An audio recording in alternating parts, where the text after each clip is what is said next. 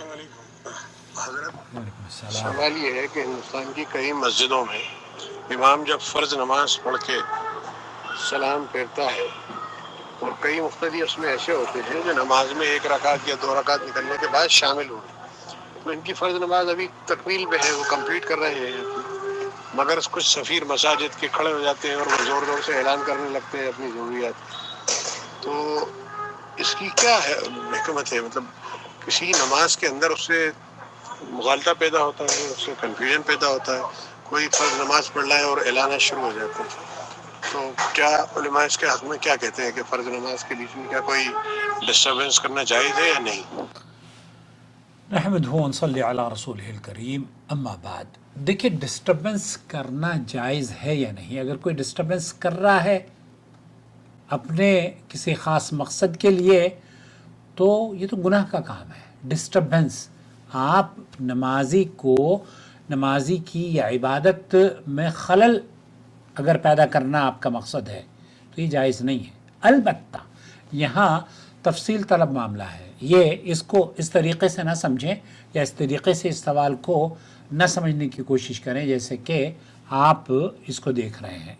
اہل علم نے دیکھیں صدقہ اور خیرات، مالی تعاون کی اپیل کرنا اور جمع کرنا، اور جو مسجد اور مدارس یا نیک کام ہیں، چیریٹیبل آرگنائزیشنز ہیں، ہمارے یہاں تو ویسے بھی لوگ پیسے نہیں دیتے. انڈیا پاکستان میں مسجدوں کی یا مدارس کے جو سفیر آتے ہیں، اگر وہ رمضان میں یا جمعے کے دن مسجد کے امام ان کو اس بات کی مسلم کو توجہ دلاتے ہیں تب وہ تھوڑا سا رخ کر کے زیادہ چندہ دے دیتے ہیں.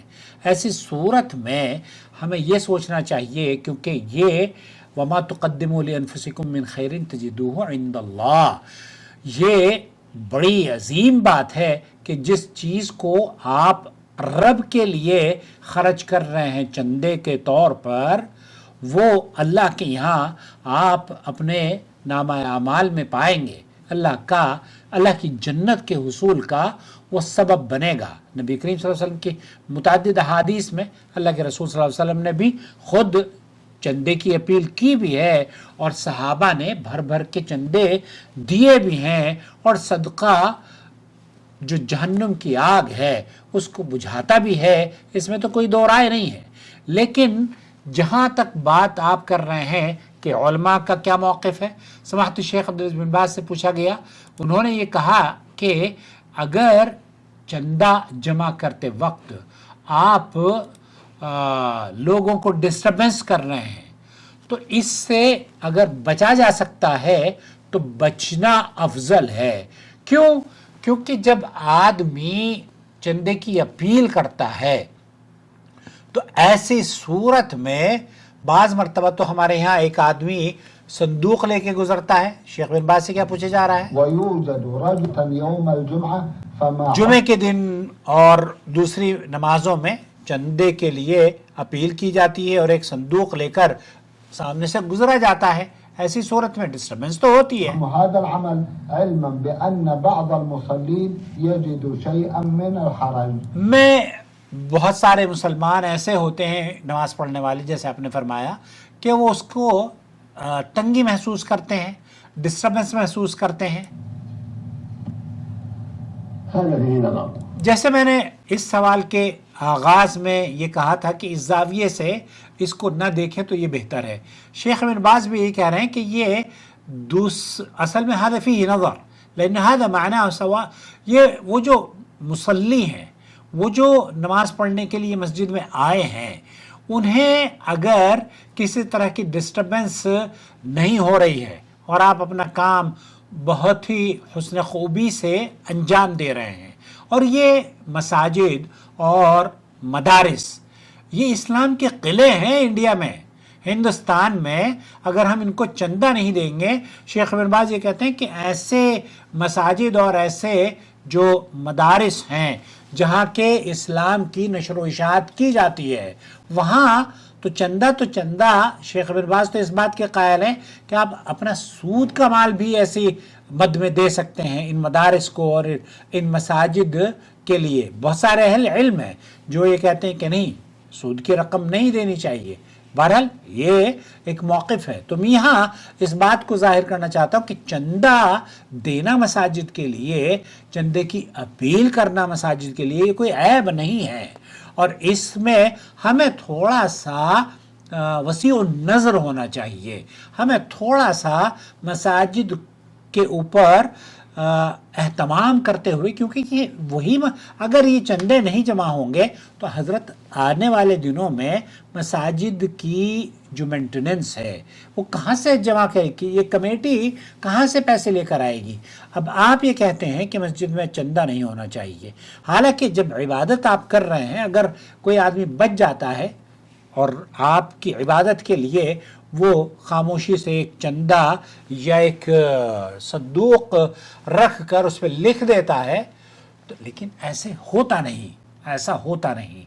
مصیبت تو یہ ہے کہ جب تک کہ امام صاحب اعلان نہ کر دیں، امام صاحب کی زبان سے نکلا ہوا لفظ یہ معنی رکھتا ہے.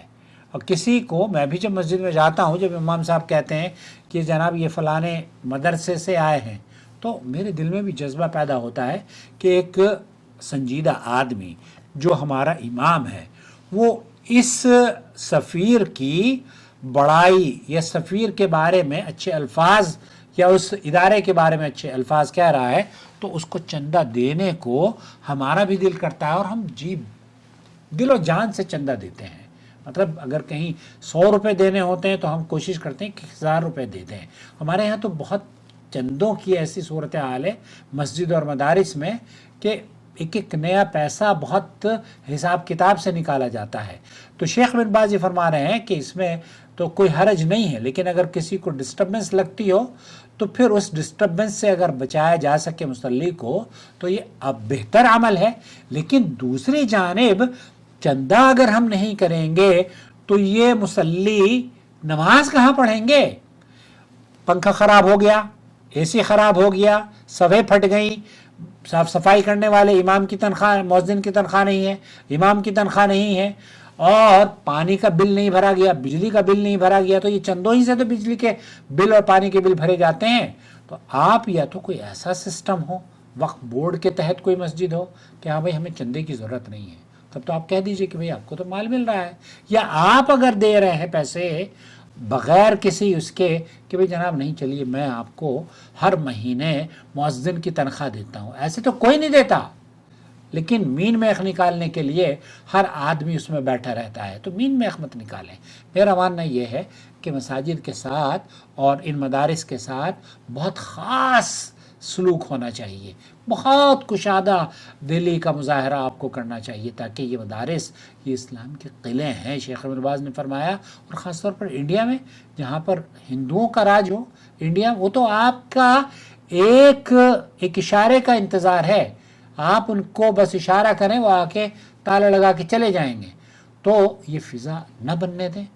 اگر آپ، اور ڈسٹربنس کا مسئلہ نہیں ہے، بعض مرتبہ تو عبادت اگر آپ ڈسٹربنس میں بھی کرتے ہیں نا، تو اللہ کے رسول صلی اللہ علیہ وسلم کی حدیث ہے، وہ عبادت ہجرت کا تصور کرتی ہے. اللہ کے رسول صلی اللہ علیہ وسلم نے فرمایا کہ ایک عبادت جو کہ ڈسٹربنس، شور و غل، اور جہاں پر آپ کو ڈائیورٹ کیا جا رہا ہو، جہاں آپ کے سامنے بہت ساری چیزیں ہو رہی ہوں، اس میں آپ سکون دل کے ساتھ، خشوع اور خضوع کے ساتھ اللہ کی عبادت کرتے ہیں. چندے دیجئے. اور مولویوں کو تو دینا ہمارے یہاں عیب سمجھا جاتا ہے. مولوی اگر مانگ لیں تو مجھے، حالانکہ میں مولوی نہیں ہوں، لیکن کاؤنسلنگ سیشن کے لیے جب میں فیس کا مطالبہ کرتا ہوں نا، آپ یقین کیجئے کہ اس قدر ایکسکیوزز ہوتے ہیں کہ ہمیں جناب ہم تو یتیم ہیں، ہم غریب، 5 بچے ہیں، ابھی تک یتیم ہو، سارے کام آپ کر رہے ہو لیکن رینٹ کے مکان میں رہتے ہیں، اور مولوی کو بتایا جا رہا ہے. حالانکہ آپ جو جوتی پالش کر رہا ہے یا جوتی جوڑ رہا ہے، اس کی حق محنت آپ اس کو دیتے ہیں، اس کو سپورٹ کرتے ہیں. فقیر کی ایک میں ویڈیو دیکھ رہا تھا، وہ کہتا ہے میں 40-50 ہزار روپے ہر مہینے کماتا ہوں، اور جو عام لوگ ہیں وہ 20-25 ہزار روپے کماتے ہیں. بھائی ایسے لوگوں کو مت دیں، بلکہ ان اداروں کو دو جو اسلام کے قلعے ہیں.